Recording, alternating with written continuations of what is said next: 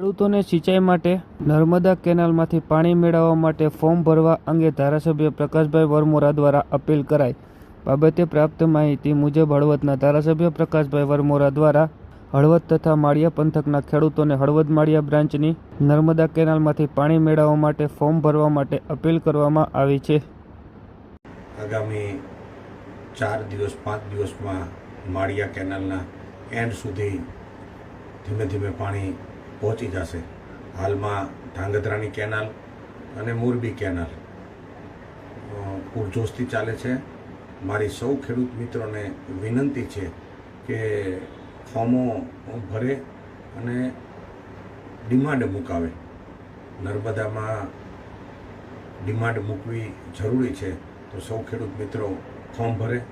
આવતીકાલથી માળિયાની કેનાલ ચાલુ થઈ જશે એટલે 3 કેનાલમાં ખપ પૂરતું પાણી વાપરી અને એકબીજાને સહયોગ કરી એટલે આગળ પાછળ બધાને પાણી મળી રહે એટલી મારી વિનંતી.